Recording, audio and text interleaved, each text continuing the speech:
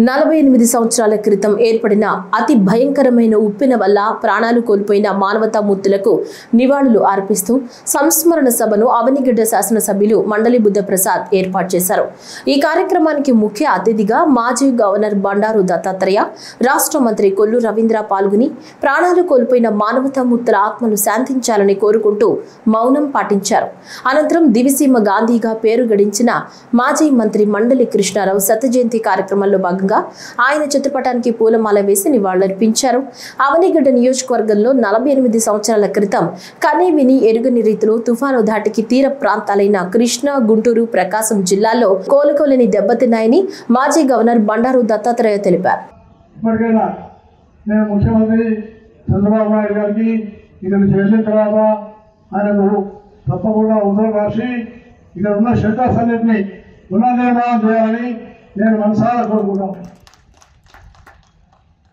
అలాగే కరకట్టు దాన్ని చాలా ముఖ్యమైనది. కరకట్టు ప్రాంతాన్ని దాన్ని పెంచి శుభ్రం చేసి దాన్ని గట్టిపరచాల్సిన అవసరం ఉంది. తీర ప్రాంతం అంతా కూడా ఇంతకుముందే వాళ్ళు తెలియజేసినారు.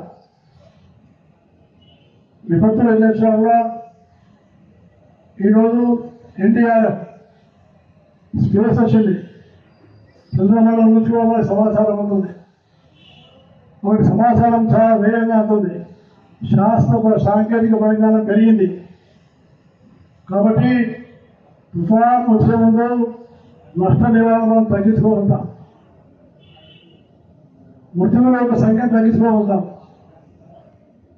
కానీ పునరావాస కార్యక్రమం చేస్తాం.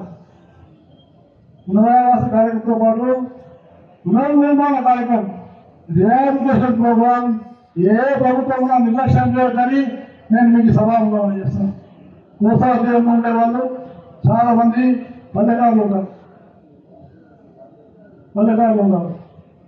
కాబట్టి ఆ పల్లెకారులకు వాళ్ళకు అధునాతనమైనటువంటి సాంకేతికమైనటువంటి నైపుణ్యాన్ని నేర్పించి వాళ్ళకు ఉన్నటువంటి ఒక వేట ఇంకా ఎక్కువ నిర్వహించారా చేయాలి. మాటం పోసివాళ్ళు అలాగే తీర ప్రాంతం అంతా కూడా తుఫాను బాధిత ప్రాంతాలన్నీ కూడా ఎప్పటికప్పుడు రోడ్లు పరిశీలన చేయాల్సి వస్తుంది. అలాగే చాలా ముఖ్యమైన అంశం ఇంకోటి, కాలువలు. ఈ కాలువలు ఉన్నాయి. కాలువలు ఎప్పటికప్పుడు మరమ్మతు చేయడం అత్యంత ప్రాముఖ్యమైన పని. ఇది రైతాంగానికి అవసరమైనటువంటి ముఖ్యమైన పని. ప్రభుత్వం అవసరం చేయాలి.